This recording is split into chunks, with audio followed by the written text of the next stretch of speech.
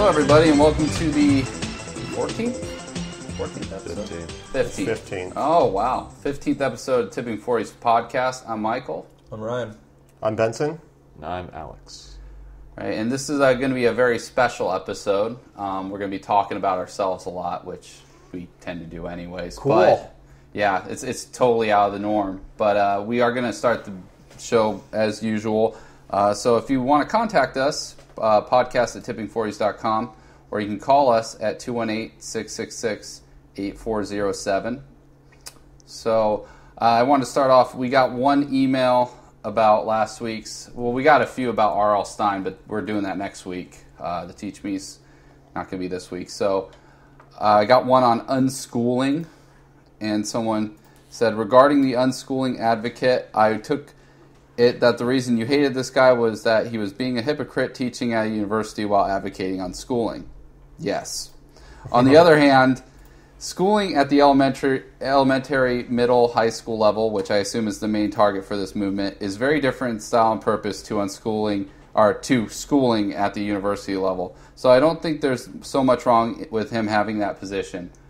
So why doesn't he Thoughts? specify that? I actually strongly disagree with that. I disagree too. I actually think college is worse than high school. I think in ways because you have to pay for it. Well, you pay for just the more so if you want to look at it that way, then I less. guess so. But really, the reason that I disagree is because in college they still have the same problems that they do in lower education, which is that people are Bullying. they're too generalized. Like college waits until the last 2 years of your 4-year major to even focus on your major at all. Yeah, the it's like really like the last year and a half. Oh, it wants to make of sure you have schools. the basics, basically. Yeah, but the basics are usually general electives and bullshit that don't do anything for you. Like, I mean, they force you to take general electives that literally teach you nothing about what you're trying to learn, and it's supposed to be like so that you're well-rounded, but that doesn't round. Well, learning that's about a bit of a difference bullshit between though going to college versus a vocational school. I mean,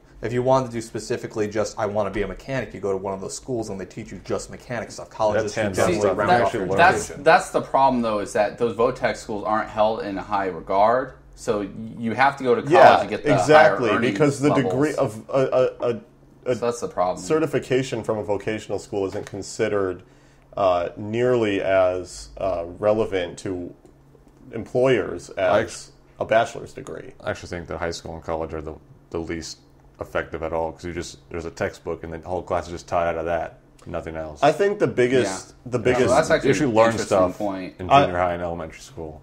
I totally agree. I think the biggest skill you learn actually in your earlier school years is how to interact with other kids and other people because you're around them all day. I was And homeschooled. People, well, that's just it. People who are homeschooled often tends to be more educated. I've seen a lot of. I mean, I've known a lot of homeschooled people, and they were almost always They're all intelligent. fucking idiots, and unless everyone hates they're- them. they're like- 'cause Yeah, a everyone lot knows of skills. a lot I of don't them wanna have talk to trouble this idiot. interacting with people though because you're not around in a group setting. You know. We just lost our homeschooling demographic in the toilet. They're really upset now at us. Who knows? Maybe. I will say when I was a major in mathematics at a major school, Ithaca College, I took a general psych course that was required. General psychology, and I learned about Pavlov's dog. And that's really all I remember from I that. learned about that in high school. So. Yeah. So that was worth $30,000. All right. So I mean, he's making up in response to the email. The point that he's making isn't really a bad point, I guess, but they are different. They are different. I mean, fundamentally, they're different. Just the concept itself is different. But I think that the biggest problems with them exist in both university and in high school. So, all right. So yeah, we somewhat agree with you. So this beer of the week this week, I guess we should call it drink of the week. Drink of the week. In celebration of us finishing our film, which we'll be talking about shortly, I purchased a Piper Sonoma sparkling wine. We were talking about before the recording that it should be a champagne, but I told them that even though you guys already knew that legally they can't call it champagne. Yeah, Champagne can only be called champagne when it's grown in Champagne, Yeah. which is the place in France. Who the fuck cares? So that's like where the first Exactly. tomatoes were grown. They go, I call this a tomato, and then someone else grew one in, like, let's say North America, and they're like, oh no, fuck no, you gotta call that tomato because we are the tomato people. Fuck you. Just call and it. then the pre- judge went good. You have to call them pre-ketchups. Pre-ketchups. Call the whole thing off. Pre-ketchups. I don't want that gross stuff. I want ketchup. Catsup. That's like calling your tomato New York, though, if it's grown in New York, because it's grown in Champagne, which is fucking retarded. They call it Phoenix. Yeah, the best tomatoes. A lot of them come from New Jersey, surprisingly. So it's like, oh, I gotta find Trenton here. It's really delicious. I don't care about tomatoes until they have vinegar and high fructose corn syrup added to them. Thank you. Hell yeah. So this sparkling wine. It's a sparkling wine. Yeah, it's I like it. it's good. It's easy to drink. It's not real complex. It's just like it tastes like most sparkling wines. Kind of. Yeah. I'm not a big fan of champagne type drinks. It's not that fruity. It tastes like almost like a cheap Chardonnay or something, just with bubbles in it. You're the one who knows what they're talking about, so sure. Yeah, Mike definitely knows more about wine than the rest of us. I won't say it tastes like grapes, but it kind of does taste like a high acid grape. I won't Like say a it, but green I grape. will. Yeah. Well, you're not supposed to say that because it's dumb. It's like, it just tastes like grapes. I know there's freedom of religion, but God damn it. So, the reason why everyone's sounding so chipper today is we finished our film. Yay. Yeah, because everyone's sounding real upbeat. Actually, we're sounding upbeat because we lost all our recordings for our Let's Plays, but Yeah, that's pretty cool. so we got to redo those today. Well, that's subjective. I don't know if that's going to happen or not. We may just not. I'm serious. I don't know if that's going to Send happen. Benson or a not. bunch of emails and get him to do it. That won't work. It'll be too late. Yeah, it would be too late. So, yeah, we over the past it's been like 9 months. We've been doing a feature film, and our last project was a web series.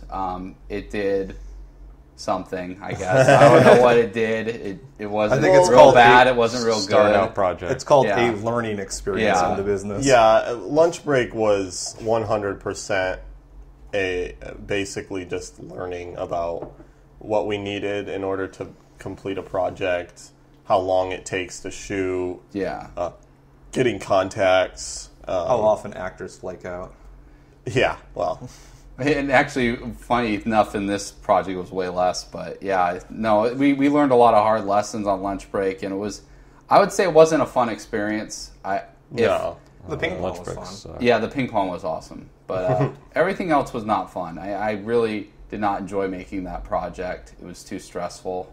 And, Yeah, well, I think that the fact that we really went into it knowing very little. I mean, I personally knew how a set was run, but as for running the set myself, it's not something I was really familiar with. Right. And there's a lot of little things that you don't really realize you have to deal with until you're actually dealing with them. And we did just have massive equipment limitations. I mean, we were just really limited in terms of our investment and what we could really do. But because of our awful experience with, or I'll just say negative, it wasn't awful, it was good at times. Our experience with lunch break, we decided, hey, that was a fairly stressful project, but Benson was like, we should just do a feature film because You hate yourselves. because we're like, that's more serious. Yeah, the amount of stress that you're taking on by doing that is pretty high, but when you think about lunch break, I mean, we really did shoot a feature's worth of material in lunch break. And the thing I can say about lunch break is that I was never really happy with the project overall. Like, I thought that there were good aspects of it, and I think for what we had to work with, we actually did kind of a good job.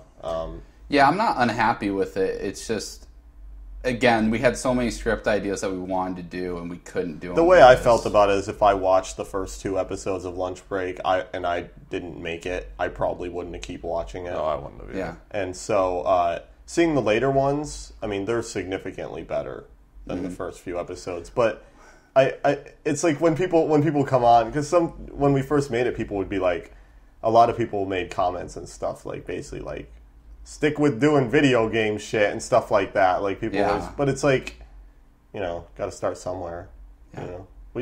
And also the response was I'd say at worst tepid. It was just like you do those other things besides the video game things. Yeah, it's like, this isn't that bad, but it's not that good. And then there were some episodes where people were like, "This is good." So is this podcast about lunch break or? Well, it's kind of a setup. Yeah, lunch break is relevant. Yeah, we've been talking about it for a long time. Yeah. So. But anyways, so there was this contest with Amazon, and Amazon Studios. Yeah, and Benson was the one that found it, and we decided to make a feature for that.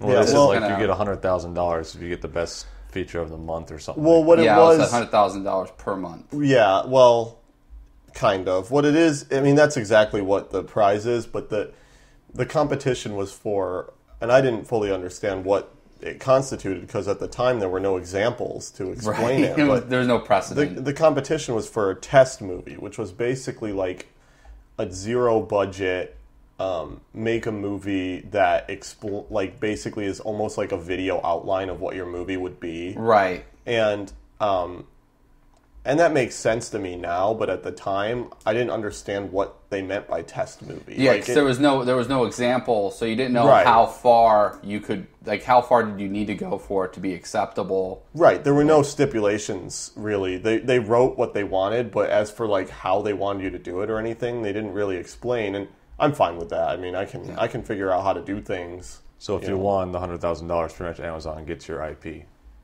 Yeah. That's the whole thing. Yeah, they get to completely own the IP. They also can remake it without you or with you.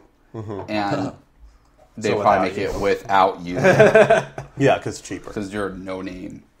But yeah, I mean, that's really why we started writing the script. And it was kind of funny when we started it, we went, okay, lunch break was too ambitious. Which is kind of funny because it's only one location. Like, there was maybe 2-3 locations. The whole thing, and we were like, that's too ambitious. We can't do something that ambitious again. Well, I don't think we ever really said that. I kind of, when we were thinking of the ideas of the script, I was like, what locations can we get? I don't think it's that we thought it was too ambitious. Well, I never did anyway. I think the problem I had with lunch break is just that the scope of it, with the amount of people we needed to do it, made it a lot harder. We had to work with more actors. We had a lot of people involved in it. And that was something we discussed with the feature, too, was less actors. Or if there were actors around, they would do one-day shoots, and we would never have to associate with them again. Yeah, exactly. If we can manage to have just a few leads that are always there, then we don't have to worry about that's what all these other people. The feature. I mean, we had. Well, that's the point I'm making. Yeah. I'm saying that's why we did it like that.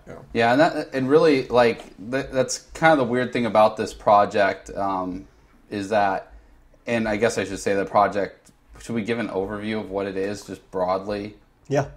It's well, you explain it. You wrote the tagline, so the tagline. So that means I know what it is. Basically, it's a feature, dark comedy-ish type project, and it's about 3 guys who are all best friends, and they lose their souls in a poker game. Yeah, that's it. And the resulting shenanigans. What may be their last night on Earth. Yeah, and that's pretty much all we need to say about it. I mean, even that is kind of a spoiler. So yeah. But it's a regular old indie feature. It's made on the cheap. But and HD. Yeah, it is in HD. That's true. When we came up with the idea, we were not like, oh, we have this great idea we want to do. We kind of went... You had to write an idea that was cheap to make. Yeah, we really had to fit an idea into what we could do, which we didn't really do with Lunch Break. We kind of had the idea for Lunch Break before we looked at what we could actually accomplish. Yeah, I would say that's true. Yeah, so that was the first thing we did, and we wrote it probably for a month and a half. It was like December, January we wrote it, and that went pretty well. But then during that whole process, we had to actually start investing, and at the same time, coincidentally, we started our company, and we had some money to spend or waste. Yeah. And so we had to start buying equipment, and we bought a DSLR, a Canon 60D, and we bought a rig from Turkey for the DSLR because one of the things we all hated the most, I think, with lunch break was still shots. Still shots on a tripod was really boring to watch. Yep. And it looked unnatural. It looked weird. And the other problem was that, I think we were trying to avoid handheld because of The Office. So we didn't want it to feel like The Office, but we could have done handheld and it still wouldn't have looked like The Office. Yeah. Because also, our old camera was a piece of crap, and there's it wasn't great. Yeah, and you had to do a lot of weird things with it because it was in stretch mode, and So we bought a bunch of equipment. We bought some lights, sound stuff. We bought a lot of sound stuff. We put, probably half of our budget was equipment. Yeah. So, and our budget was around $10,000. So I would say it was in there. Yeah. Yeah, it was around $10,000 for the movie. About half of it was for equipment. Other half was cater food. Yeah, catering, and props. That's it. Yeah, feeding people gets really expensive, and I think that's actually one of the common things is that people. I think it's very hard for people to quite grasp how much of the budget just feeding your actors is. And we didn't know that on lunch break either. No, we learned that on lunch break. Well, that's why we ate Hungry Howie's and Little Caesars $5 pizzas all the time. Yeah. I'm so sick of that shit. Yeah, it was funny. One thing I did learn, never be nice to your actors. Don't buy them a nice dinner. Because once you buy them one, they go, hey, we should have that again. It's like, dude, I know I'm not paying you anything, but that's really costly. I can't buy you $12 sandwiches right now. It's just not realistic. But we wrote a budget. It was a lot better than the budget we wrote for lunch break. It was a lot more professional, but it was still really loose. I think this is how much food's going to cost. I think. Yeah. Well, the way we work is good for having a loose budget just because of the fact that we own all the equipment. Yeah. Which really makes it a lot easier. I've been on sets where everything's rented, and those sets are usually pretty painful to work on because they're usually very, very strict with budget and stuff when that's the case, and it gets very difficult to deal with sometimes. So yeah, and so casting was pretty quick. We got lucky on casting, honestly. We did one day. We casted 2 people we have worked with previously. Yeah. That was also the best thing about working on lunch break, I think, is that you get a lot of actors that you get to try out pretty much. Yeah, that was true. We knew who worked and who didn't. And the leads in lunch break are, aside from Michael and I. Yeah. Or not from lunch break, sorry. The leads from lunch break were Paul and Dan, aside from us. But in this, we brought Dan on, and he's the lead in this one in our movie, and then the Monty, who was from one episode, he was an extra in one the episode. 6th was episode. It one episode? Yeah, it was. He was the black guy in the 6th episode. Yeah, tall guy. And he's the other lead in this film. Yeah, we had such a good experience working with him, and honestly, I would say we actually wrote the film kind of with them in mind, even though we didn't even have any commitment from either of them, so it's kind of risky, but that's what we did. You can instantly tell if actors are good or not, or if you want to continue to work with them by how their personality is as well, which factors in. Yeah, because there could be good actors or actresses that are just bitches you don't want to deal with, or assholes, and it's like, I don't really want to choose this person. Yeah. They could be good, but I think one thing about making movies in Phoenix, actually, is that people are generally pretty easy to work with. I will say that, yeah. And I think it's because they realize that there's no film scene in Phoenix. I think that's the main reason. It's like they can't burn any bridges because there's no one else. Like, also, we're not paying them, so they're doing it for themselves. So yeah, exactly. They advance their careers. I mean, it's hard. I mean, I don't even know how many people have made features in Phoenix in the past year. It's probably like it's not much. A couple. Yeah. Like we're probably Bad one of horror movies. One of a very few. Yeah, horror things movies involving Native American ghosts. There's a lot of anything in the sand dunes. There's a lot of horror movies out here. Yeah, there's a lot of them. Yeah, because it's a terrible place to live. No, because Native it's a low budget place to shoot. That's why. Yeah, it's honestly a really great place to make a film, just because it's so cheap. It's dirt cheap, and people don't bother you when you go and try and shoot guerrilla style. Yeah, and people are like excited when you film somewhere. I've only filmed in 3 places. I filmed back home in Elmira, New York, and that didn't really work because people are just kind of rude. Yeah, there. And then New York City was the other place besides Phoenix, and they were also rude there. They were rude, and they went, "Hey, I've had like 5 people ask me in the past for this location, so you're gonna have to pay this much." You're going to have to, like, they know the game. Yeah, well, plus, so it's totally impossible to get a location for cheap. If you film on the street, too, they'll take your camera. Yep. They tried to take my camera once, and I was in a public park, and I actually had a permit, and a guy came across the street from a corporate building and tried to steal my camera. What? Yeah, and I had to, like, basically cuss him out and run away. And it was really scary. Wow. I did have to give him my film, though, which sucked. I wouldn't. Yeah. Which was like $50 worth of film. I was broke, but anyways, that's all different thing. I like filming in Phoenix as opposed to New York, though. I will say that. But so we got the casting done. We did it really in one day. We cast the whole film, which I think Lunch Break took us 3 days to cast. A lot of no shows. Yeah, a lot of no shows. I think what happened with this movie, High Low, which is the name of the film, it is people saw it was a feature and they showed up. Yeah. Because they were like, this is a feature film. I need to do this. We were really worried. We weren't worried about any of the roles except for one. And we casted that one. I think she was the first audition or second audition. So we were like... Yeah. She was the first, She was the first. Well, then also was the boss character. Yeah, too. which we got... That was stressful. Last. Yeah, he was the last. Mm-hmm. And then there was one character, which I won't mention, that we never nailed, I will say, in the final film. So, but overall, like, it went really well. And so I think 3 weeks after that, we started filming. It was really short. It was like 2 or 3 weeks. We had already had everything pretty much ready other than just those. And really, though, the filming...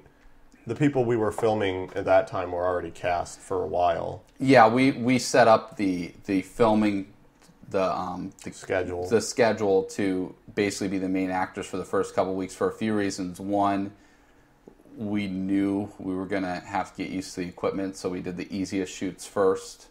And then, 2, we just wouldn't have access to those other actors because we'd cast them 2 weeks before. So, can you act tomorrow? No. So we started production, and I guess the roles in the film were, I guess I was kind of doing, with my fiance Ellie, we were doing like the production coordination stuff. Yeah. And sometimes I would help with like the acting stuff, but that's about it. Kevin Benson was doing the directing, and Ryan and Alex were doing sound and camera work, along with someone named Andrew who did the camera as well. He actually operated the camera the whole time, so he was our director of photography. So I guess at this point, talking about the production process, I'll get Alex and Ryan involved. Like, what were some of your experiences? Because it was a lot different than Lunch Break in some ways, and in some ways it wasn't. Lighting was still a bitch. It was way easier because they had to move around all the time, though, because it's just in our apartment. Yeah, that's true. Yeah, we did have to drag equipment everywhere. It's easier to light stuff in a small area than it is in a large area. I don't know about that, but... Although it is easier when you're just outside and you don't have to light anything. That's true. I'll let our listeners know that we have no credit for lighting in this movie. Yeah, we felt that wasn't right. Yeah, everyone dealt with that. Yeah, everyone did it. It was everyone dealing with it at the same time. And the thing about lighting in film is that the more you spend on lighting, the easier it is We have to pretty work shitty with. lights anyway, though. Well, yeah, the cheaper your lights are, the shittier they are, and that means they're way harder to work with. And that's what it's always like. But the problem is that it's like you can cut corners from lighting and make it harder on yourself, or you can cut corners on Your camera and completely ruin your movie. Yeah, so it's like done. You have to choose where your money goes, and the lighting's horrible. You're right. We had some problems with not the camera itself, but the rig in the beginning of the movie. We had a monitor on the rig we can see. And it was having weird problems with stretching and the field of view on the framing. Yeah, so we put tape around the monitor. We got the monitor. We only purchased that fucking monitor so that we could see the right field. Because that was one of the biggest problems we had lunch break was our camera showed 96% of the field, and there were so many shots where there was a boom mic in the shot, you just wouldn't see it on the viewfinder. Yeah. Well, it was funny because we used two different lenses for the film. One was a prime, the other was a wide angle. The wide angle looked fine, but whenever we used the prime, it would cut off corners. And it was really annoying. Yeah, because the viewing when you weren't in recording mode, it would show everything. Then when you went into record, it would show extra of what you needed. Yeah. So we thought maybe this part's in the frame, but it's really not.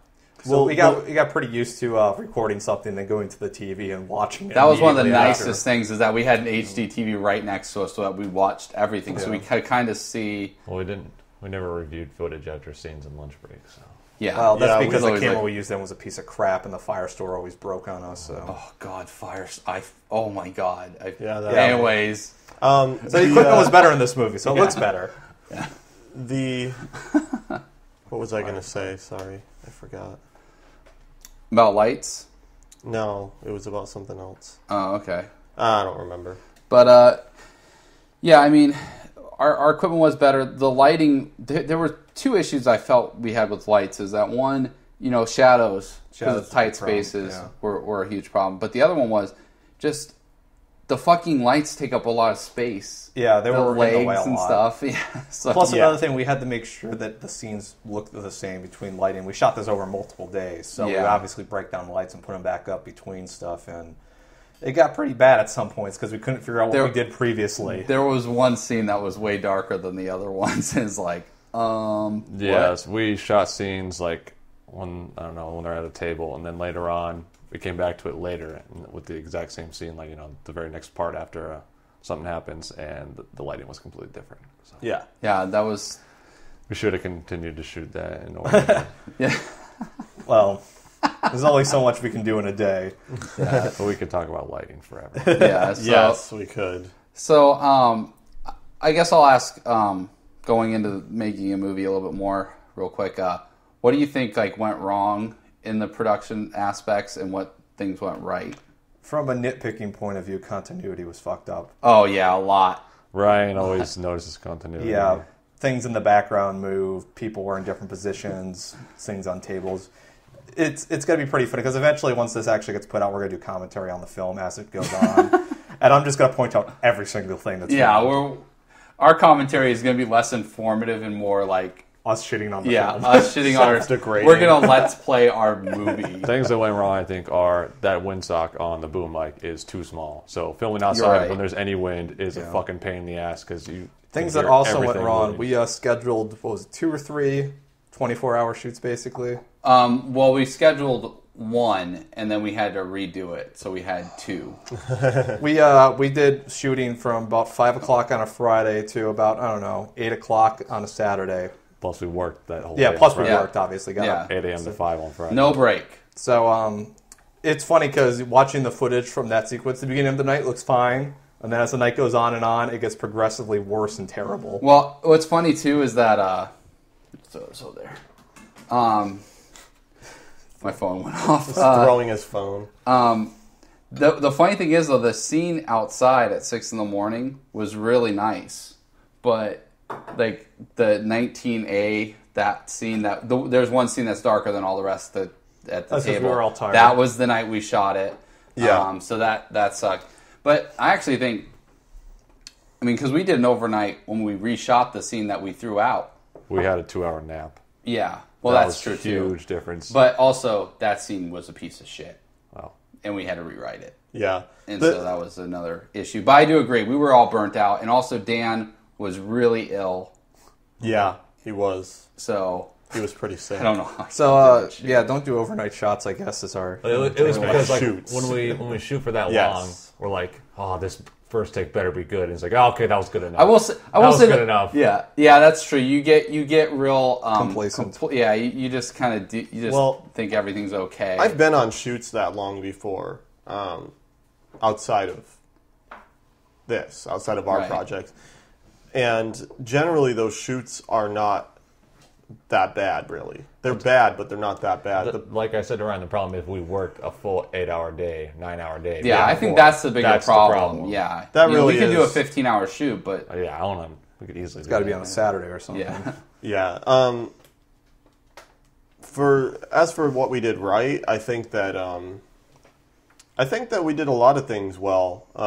it went pretty And smoothly. It was, yeah. I think that Not that much bad stuff that went wrong. there was a shoot in a convenience store, and I think that was actually one of went our really well. one of our smoothest shoots, and that was the shoot that we were the most worried Yeah, we about were because terrified. that by itself, just that night, cost us $600 just to use the store, and We knew we couldn't redo it. So I mean, technically we could, but it would have killed our it would have budget. been a logistical nightmare too. Because that was the last shoot we had with one of the actresses, and she was doing another feature at the same time. So it would have been really hard to cast it. Yeah. or schedule it. And that shoot went great. And like other things like just casting in general and stuff. I mean, with one or two exceptions, I think that casting was fine. I was pretty happy overall with pretty much the entire cast. all the older people we casted were really good. Yeah, they were fantastic. Yeah, there were some people that had no acting experience that were great, like Francis, the guy who played Francis in this film, is great. And but I think what went right for me is every shot we had outside during the day, it was overcast. And in Phoenix, that's unbelievable. Like, that does not happen. And every day we shot, it was overcast. And it made our lives 1,000 times easier. It made the footage look good. Because that camera does not look good in sunlight. There's one or two shots that are in sunlight, and they don't look that great. Yeah. So we got extremely lucky with that. I thought the scene where we had to shoot in an auditorium went way better than I thought. And that's a lot, I got to say, with my fiance Ellie, because she casted all the extras because I didn't have time to do it. So, those are the things that went right for me, and just there was a really good, I think, chemistry between the four main actors and also the two secondary actors that played the two female leads. Yeah, a lot of these scenes, they weren't exactly like lunch break. One of the problems we had is, although it was funny, a lot of people improvised and it was good, but it didn't stick to the schedule, and we just went off on tangents. We did do improvisation in this movie, and some of it is pretty good. But like as a whole, like everybody worked better together, and they understood where the lines needed to go. Yeah. So there wasn't a lot. Mike wanted a lot less improv for editing purposes. Yeah, because it was hell on lunch break. It was funny though. I mean, our scripts were way tighter, or our script was way tighter this time too. I mean, it's a better script. Yeah, and I that agree. helps. So after we finished that process, we went into editing, and I had never edited a feature before in Final Cut, and we're using Final Cut 6 at the time. And it's just kind of overwhelming. You're like, how do I structure this project? Because it's so huge, And I will say that we came up with an approach that was pretty much as good as it could be, I think. I thought it was really good. But we finished the first rough cut, and then I was like, well, I'm going to wait for the new Final Cut, because Final Cut Pro 6 had some weird issues where it wouldn't play back correctly. Right. And so I waited for Final Cut Pro X, and then that came out, and I bought it. And you heard me bitch about it a couple weeks ago, but I can't even tell you how horrible that product is and how it's going. Yeah.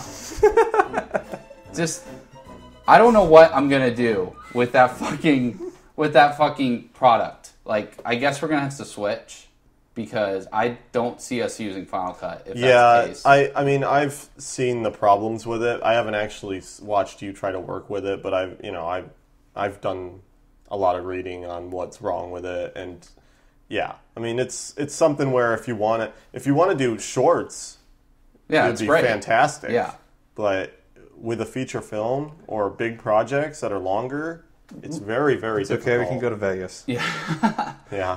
Oh, yeah. Well, Vegas and that, I don't know. We had 3 full feature sequences by the end of the project. We couldn't do that. We would just have to create a new project. Yeah. It doesn't import old Final Cut projects. It was just a nightmare, and it put us back like 3 weeks. And I wish it was a risk I took. And what I realized is that when I switched to Final Cut Pro 7, those playback issues went away.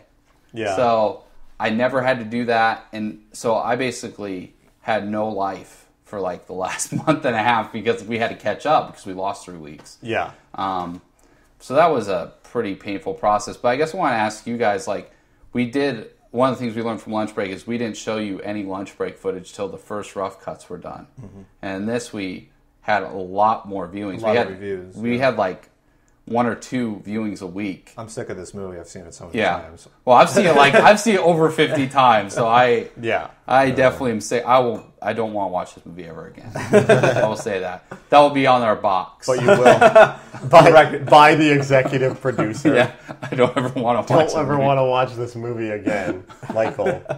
But like, I guess I should ask, like, what was that process like for? I guess because you're the other producers. Way more important. We should have been doing that all the time. Yeah, because even now, every single time I watch it, I think of things that could be better. I mean, there's still stuff. Yeah. You see things that you can't fix no matter what. It's like, well, that can't be fixed, but we could have shot it better this way. Yeah, there's specific scenes in the movie where, like, I wish I had thought of an idea when I did back then because it would have made a part funnier or something. Yeah. Like that. Just better. Because we did do a lot of rewrites on set. Like, we were like, okay, this doesn't work. We need to do something with it. Yeah, the script was pretty solid with the exception of maybe a couple scenes. But the problem is that sometimes the script doesn't read the way that you expect it to. You feel it. Even after doing Once table reads and stuff. And sometimes actors don't feel comfortable with a line even though it makes sense. You know, they don't like that line. And so you have to kind of work around it. And I think that is another thing that we actually did pretty well is that we figured out a way to work around any of the problems with our script, which is, you know, I talked about it before with Lunch Break. I mean, we work really loose. Like that's how we shoot. Most people don't shoot that loosely. Most people have very, very tight script and tight shooting schedules, and we are definitely not quite the same. So and they'll throw money at an issue. They'll go, oh, we don't have this prop. Well, let's just buy the prop. Yeah. With us, it's like we can't do that, so we have to think of different things. But anyways, just real quick, what we're planning to do with the movie is we're submitting it to festivals. We're not doing Amazon anymore because we don't want to lose the IP. Yeah. And honestly, we think we can get more than what we could get from Amazon at this point. But we just submitted it yesterday, actually. So that was actually when we finished the movie, was when we submitted it to our first festival. Which is? Sundance and Santa Barbara. And then we're next month going into Slam Dance and Tribeca, and there's a bunch of others, LA Film Festival. We're going into about 20 that we're going to submit to. And we'll probably get into the lower mid tiers. We're hoping to get into Sundance. I don't think we will, but... Yeah, chances of getting into Sundance are probably pretty low. Yeah. But I think we have a good chance at Slam Dance, and Slam Dance is... I love Slam Dancing. It's a very good option for us. I don't know, well... Getting into any of them is good. Well, we can get into... Well, we'll get into Phoenix. Yeah, but I'm saying, like... We'll win Phoenix. Getting into any of them is good, but getting into the bigger ones is where you start to make money. I'm just saying. Yeah, so I guess I just want to finish this up with what's everyone's best experience and worst experience on the. Should we start with film? best or worst? Let's start with best, I guess.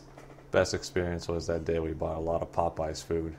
That's so good. We bought like, I don't even know how, it was like $50 worth of Popeyes. Just like every side, tons of chicken. That was the same night though that we did an overnight. Yeah, to but 10, that was at but like we 10 ate. p.m. Yeah. It was when they bought. So like, when we got the later on, Popeyes. like 7 a.m., we're still eating Popeyes and stuff when we're still shooting. Yeah, because you're so tired, you just need calories to just keep going, and it was actually useful because you just. We almost always ate the 7, same 8 thing. But that was the pieces. only time we ate Popeyes. I was like, yes. Yeah. I guess my best experience is 2 days after I broke my collarbone, I came onto the set high on hydrocodone, and I didn't care that I was there because I felt pretty good. You were so And he didn't do fucked very up. much. I had to do No, all of it. yeah. He Fuck was you. really He was just really doped staring at the fucking set I field think we recorder. sent him home. Yeah, After a I while, went we home at did. like 11 Eventually. because there's nothing I was doing there. Yeah. It was pretty fun. My best experience, honestly, was there was a week where we shot at the convenience store, an auditorium, basically all our outside shoots, and I had nightmares about that week. Like, I was really worried. Being someone who had to coordinate all of the schedule, I was really worried that I think wasn't that gonna turned go. out to be maybe our best week. Yeah, and it went It went- 100% smoothly. Yeah, it went that by the week. books because we Yeah. all knew that if we didn't get it done, Also, we were fucked. we are really fast, I think, at filming and shoots. Like, I've been on one Yes. shoot with Kevin. He's been on a lot.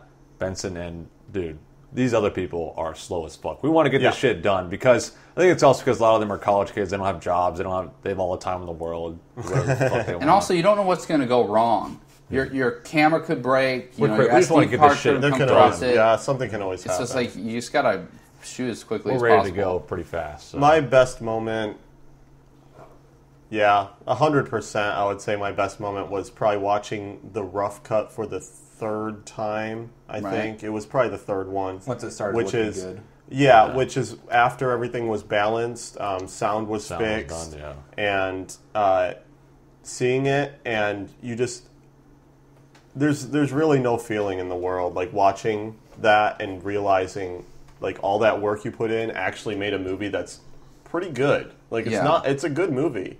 Yeah, It's a movie where if I saw it and I didn't know the people that made it, I didn't make it, I would watch it to the end and be like, yeah, it's all right. It's pretty good. Yeah. I liked it, you know? And I think that it's hard to really grasp that until you watch it in its entirety and see it come when it's together. not so rough. Yeah, because there's so many problems when you shoot it, and there's always stuff that looks weird, it doesn't work, and then it has to come together for you to see it. And Yeah. I think that third viewing or something was when I really realized that, you know, we had Movie something worked. that was, it was worth it, Yeah. basically. Because up until then, it felt like, it's like, well, I'm doing something here, but I don't know if it's going to actually be worth what I put into it. But Right. So now, worst experience. Worst experience was definitely the night when we filmed till, 11 a.m.? It was 11 a.m. So I woke up, on a 5 Friday. p.m. Woke up on a Friday at 7 a.m. Went to work, got home, started filming all the way till 11 a.m. on Saturday without ever stopping. And I think we all did that. Yeah, we all all did that. worked that day. We all, That day was terrible. Yeah, it was rough. I was good till about 7 a.m. 7 And a.m. then- is when it got bad. Yeah, that's when it really got bad for me. Everything else I was fine with. 7 a.m. I was like, dude, I actually can't got- do this anymore. I was worse from like 4 to 7 or so, and then I got better after that. And I was kind of pushing it along after that because I caught a second wind. Yeah, and I like felt I was- way better because I felt like shit in the middle Probably of the the night. Popeyes. No, I didn't eat much of the That was Popeyes. Yeah, you that didn't wasn't eat I had Popeyes, already, yeah. I had already eaten. I thought it was. No, that wasn't Popeyes. Okay. Sunlight makes a huge difference. Actually, the worst That day probably for me helped. is we had an location shoot at a office building for part of the movie, and like after we ate, I just got a massive headache for no reason. Like I rarely get headaches, but Oh, it was that's terrible. terrible. Yeah. I had to go home because like I couldn't do anything. It was really bad. So, Fucker. Yeah. That lighting sucked. Fuck you. so we finished this film.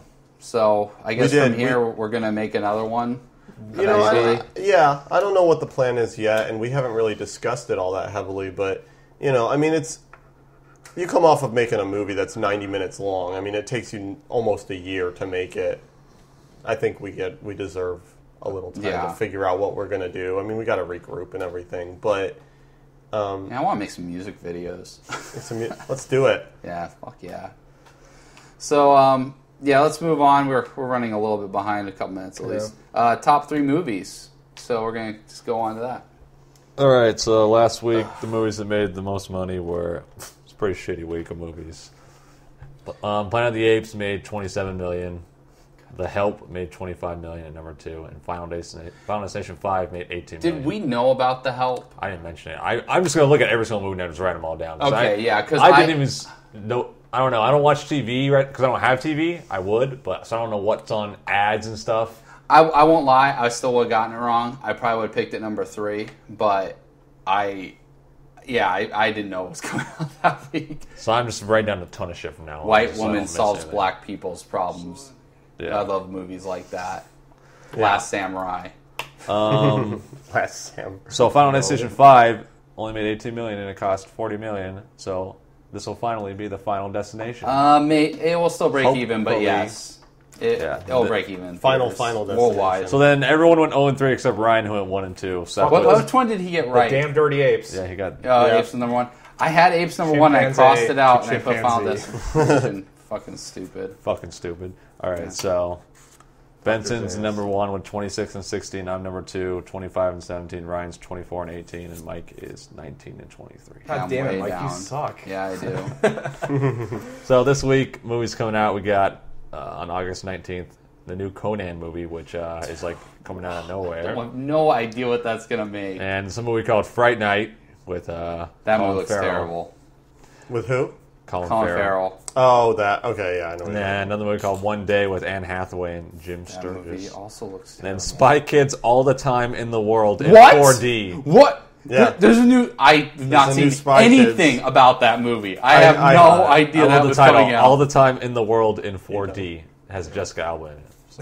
I didn't even know that was coming out. Can I go through those choices once more so I can hear them again? From last week or this week? Oh. Well, there's still I thought it was apes, going direct but to DVD. What else is... Okay, Planet of the Apes, The Help, Final Destination, and then Conan the Barbarian, Conan, Fright Night. I'm One 0-3 in Day, this Spy week, Kids. I feel. I'm gonna take a while to think here. Do you guys got this is pen? going to take a second. I'll here. just write this out. I got mine. I think it's pretty Anybody easy. going to see Conan the Barbarian? I'm going to see the Spy Kids. Oh yeah, nice. I actually have a People funny still story care about about that. Spy? I haven't seen a Talk single about Spy ad. Kids. When I was younger, the first Spy Kids movie came out, and I was with all my cousins. I had 15 or so cousins on my father's side. And we were all at my grandparents' place, and we were all just fucking around because there's nothing to do at a grandparents' place. And so one of my aunts was like, let's go see a movie, because she wanted to get us out of the house.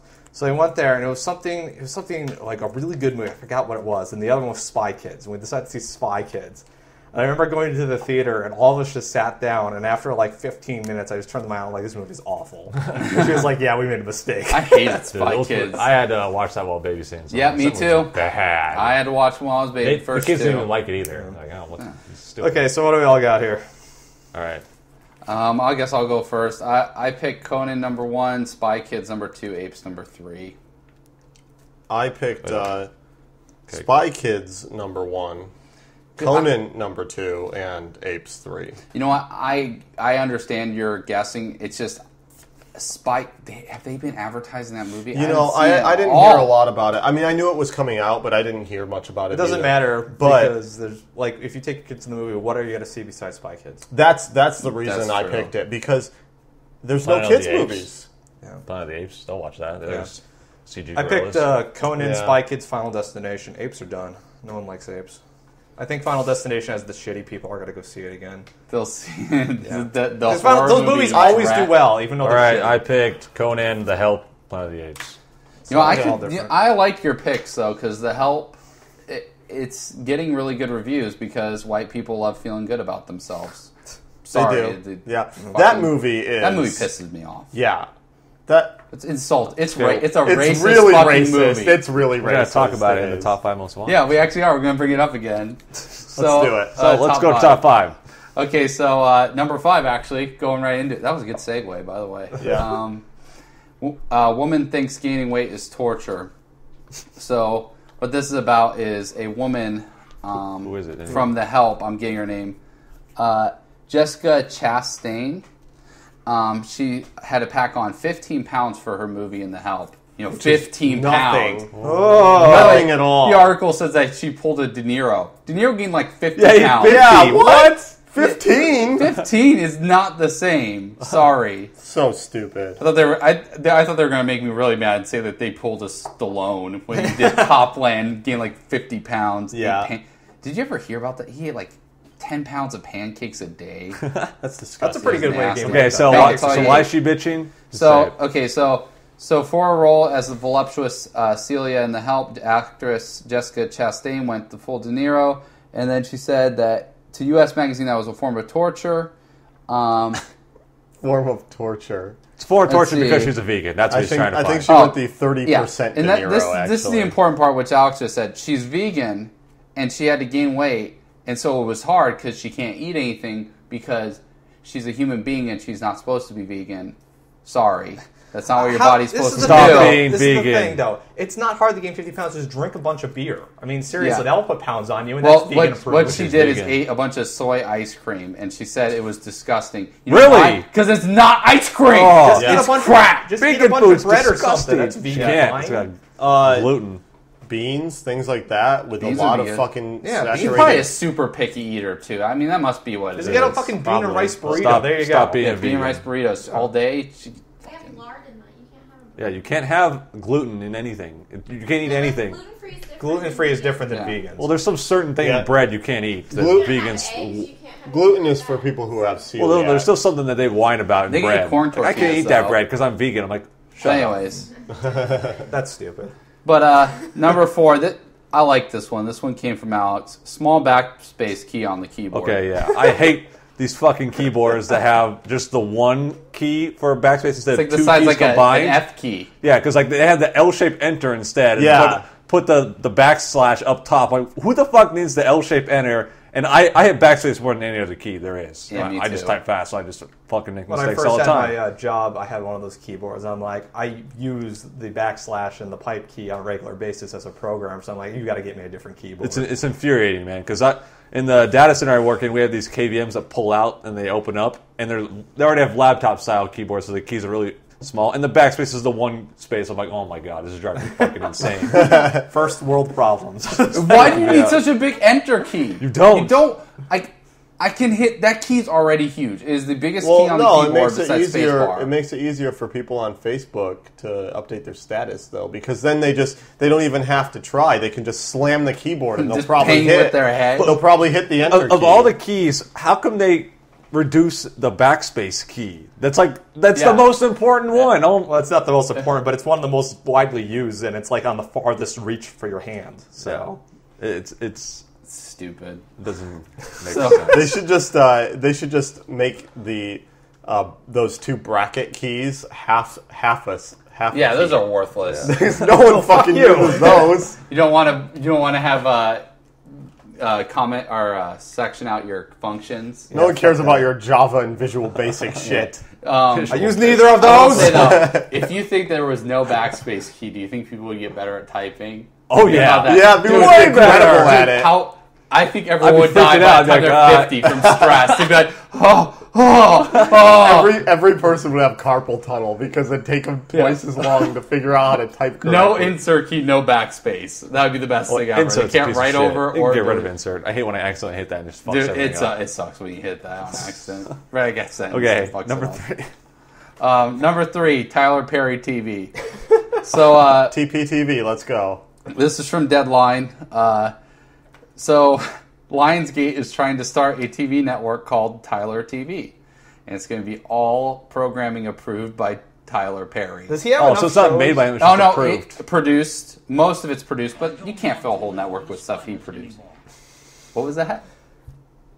I don't want to live on this planet anymore. Okay, yeah, that kind of makes sense. Does he have enough programming to fill up a 24-hour slot? Man, he could fill probably a good 6-7 hours a day. God damn it. But that Well, yeah, they'll just show Medea's Family Reunion 5 times yeah. a day. I mean, they have and like it'll be 12 fine. of those movies. They can Yeah. show all his movies. Dude, That's good. That shit is not funny. I talked about this before we started. Tyler Perry is one of my most hated people in Hollywood. I hate him. It's because he's black, right? No, it's because he makes money. Yeah, it's because he's black. No, the reason is because, like, I talked about how Seltzer and Friedberg, who make all those fucking, like, epic movie and disaster movie and all those pieces of shit, those guys make the worst movies in Hollywood right now. Yeah. They make the worst. They're the worst movies. Every one of them's terrible. No one likes them, but teenagers... I know people who like them.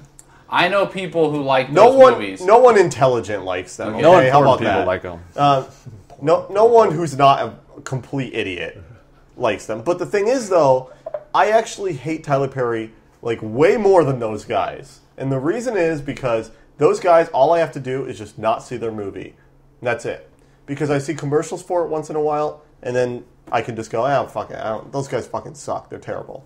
But Tyler Perry, no matter what, I constantly see his fat head popping up on the screen during fucking commercials. They're always talking about fucking Medea goes to jail and Medea's family reunion. And you feel like TBS. Medea eats a whole fried chicken. I don't know. They have like 15 of them. No, but seriously, those movies are racist. Those movies are racist. They're racist movies made by a black person. How is that possible? Honestly, it's a black person in blackface. Yeah, and that's what he is. That's exactly what it is. It totally is. I hate those movies. I don't. I hate Tyler Perry so much. But you know, he's going to have a whole. Mad. It's not for sure yet, but they're trying to create a whole network of just his. But here's the thing. I want to know what reality shows he makes because he's a hardcore Christian. He's total. He's a Bible being Christian. I saw him in the 700 Club once, which was hilarious. But what reality shows is he going to have? You normally watch the Wait, Tyler Perry was on 700. Yeah, you normally watch the 700 Club. Oh yeah, I watch it here and there. That's some fucking hardcore hypocrisy right there. Yeah, number 2. Number 2, we're going. Medea gets a blood diamond. Yeah, Pat Robertson's diamond mines in Africa. Fuck you and kiss my Okay, so next one, number 2. Weddings are greater than riots. So, Oh my god, true. So joyous occasion. This came from Sky News, which is Murdoch. Great job. Yeah. And I bet you he released this just because, he's just getting razzed by the British government so hard. But Sky News reported that there were 1,700 police officers deployed for the entire riots, and there were 5,000 for the royal wedding. So priorities, guys. You got it. Well, yeah, but the thing is, though, the Queen might get shot. It's the royal family. She's like 1,000 years old. Someone's got to run the country by not doing anything politically. Yeah, dude. By going to Hollywood and meeting with the Becks. Well, that's important, though. It is important. It was Why on the don't cover of people shit on Entertainment them all Weekly. the time? How come they don't just shit? If you share them, you get like. You just get banned from everything. And like, You can't make fun of the Queen. No, England is in love. Yeah, BBC can't make fun of Britain the Queen. is in love with the royal family. Why not? They absolutely love them because they still run the country. It's still their country. They are the monarchy. They still run it. They technically have political power, but the thing is, though, they don't. So, but they're afraid of them still. They're afraid of them. Oh my god, that's why. So I want one to just die before they have kids, so there just won't be any more. That'd be funny. What would it? It'd be like some uncle. It'd be King Ralph. That'd be. It'd be the movie King Ralph. All He'd need over to make again. like a 5th version of Candle in the Wind.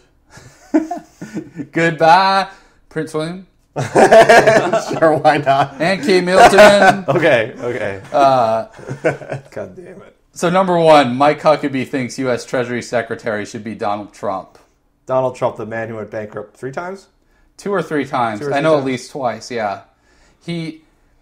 I wish we got a sound clip, but basically he says that because Geithner uses TurboTax, this is on Fox News. TurboTax. Because he used TurboTax, Donald Trump, who has probably never done his taxes or probably even paid his taxes in his entire life, he's had tax liens on him. He should be the one who challenges and fixes our financials. Hey, but you wouldn't believe the things what's he's wrong? blowing up in Hawaii about Obama's birth certificate. What's wrong with TurboTax? Come on. What is the problem? Yeah, what is the problem with TurboTax? It's a piece of shit. TurboTax sucks, but it's not It does that everything bad. for you. You don't have to do anything. Yeah. If you're willing to pay, $60? Yeah, if you're Yeah, done with exactly, taxes, use TurboTax. Like, it works unless you have crazy financial situations like us owning a business now. Sure. I mean, but anyways, Mike Huckabee, no. Forerunner, GOP Forerunner. Well, he's not running for president this time, but yeah. No. Also, unrelated, Tim Pawlenty dropped out of the presidential race. Yeah, Fuck Tim Pawlenty. Because he did great in the debates. Yep. So I just wanted like to... a fucking Michael J. Fox impersonator. That happened like today, so I wanted to throw it in there, but fuck Tim Pawlenty. He's an idiot. He's a pussy. Fuck him. So, anyways, that will do it for our podcast. Mm-hmm. So, yeah, once again, if you want to get in touch with us, podcast at tipping40s.com or 218-666-8407. Thank you for listening, and we will see you again next week. Just to throw it in there, we talked about the movie, the whole podcast, because we really hope that you guys will support us. When it comes out 6 months from now? When we, yeah. A year from now. It's going to be a long time before our movie comes around, but we hope that you guys will at least give it a chance, try to watch it. We have some fans out there that actually watch pretty much everything we do, and I hope that they'll... Including bizarre Just Cause 2 playthrough videos that you post. Great. Also, Planes do not next work like week, that. is R.L. Stein teach me? Yeah, I'm excited about that. So send in your questions. We've gotten some good ones. Yeah, Which so is your more favorite information Monster about Blood book? R.L. Stein and or questions. What's your favorite Night of the Living Dumb? Okay, bye. Bye. Two's the best one.